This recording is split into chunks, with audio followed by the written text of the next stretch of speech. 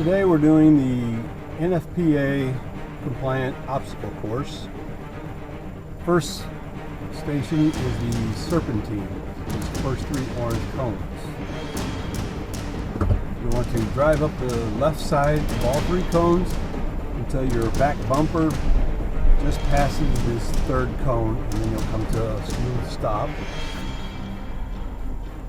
Then you're going to go in reverse and weave your way through the cones. Once your back wheels pass that first cone, you start cutting hard, and you look in your driver's side mirror. As soon as you pick up that second cone, stop cutting, straighten her out to where you just come just to the side of it. Keep your angles narrow that way. Back wheels pass it, you start cutting. Then look in the driver's side, officer side mirror for the first cone. Aim for the side of it, and then you're going to go ahead and go on around so you end up back in the right side of that first cone. Makes it easier to set up for going forward through the cones. Now you're going to weave your way forward. So you go to the right, then the left, and then the right of these cones. Usually that center cone coming around it this way is the hardest visually. Seem to clip it on that, and that's it for the serpentine.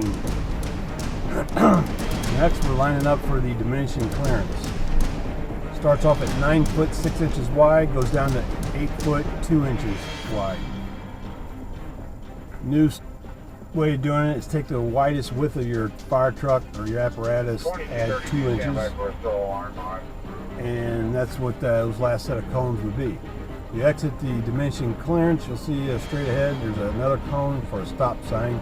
You have to come up and stop within 6 inches of that cone without hitting it. So on the diminishing clearance, what I usually do is hug the left side. You can actually have your window down, looking out on the ground, making sure your tires are just inside the base of the cone. You don't want to stop, you want to keep going slow and smooth. Come through the last two cones, going to come up to the stop sign and stop. Then try to be within 6 inches. Some departments will have a egg balancing on there, so if you barely tap it, it knocks the egg off. Others just watch it. The evaluator will be in the officer seat, and he can lean up and look. You, as the engineer, are not allowed to get out of your seat and raise up and try to look down. Some trucks put on the bumper, it's easier than others. You back up a little bit, you go to the right of that cone. Now we're going to the alley dock. You have to back in at a 90-degree turn. You can't swing in and out and do a 45. So biggest thing here is to get past these cones far enough and then start your backing up. One of the problems people have is they don't go far enough, so when they start backing up, they're already too far back and they can't make that turn. So make sure you get past it, good distance, and then you're going to back up. You will have a backup person. So you want a good backup person to help back you in to the loading dock and back to where you're about 6 inches over the foot, 6 inches of the back cone. They should stop you before you hit the cones. That's one. And then you'll do it again. You pull out to the right. This time, stay in the left lane. Pull up far enough. Give time to start making your turn. Back up, and you're going to do the same thing. You're going to back in, 90-degree turn,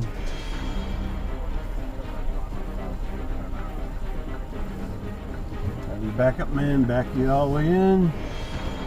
Now when you're backing up, you can't stop and pull forward and readjust. So you need a good backup man, and practice this quite a bit.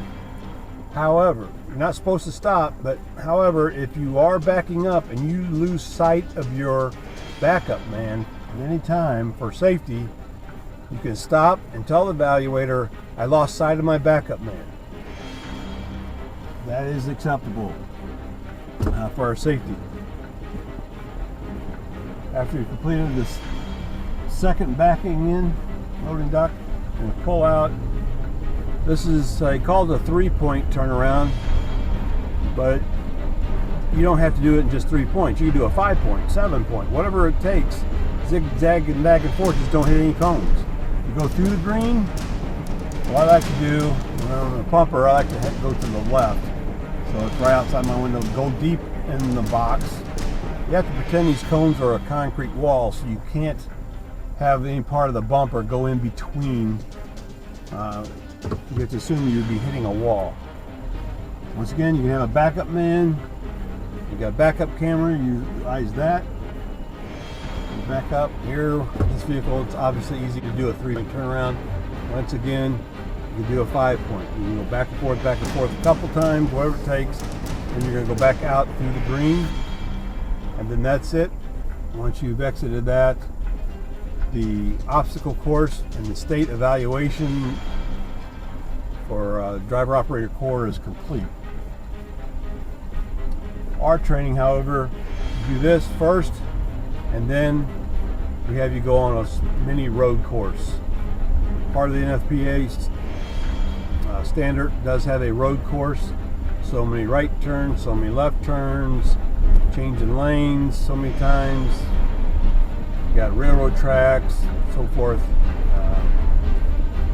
Anyway, it's all spelled out in the NFPA standard. And that's it for the obstacle course, which once again, that is your state practical for driver operator core.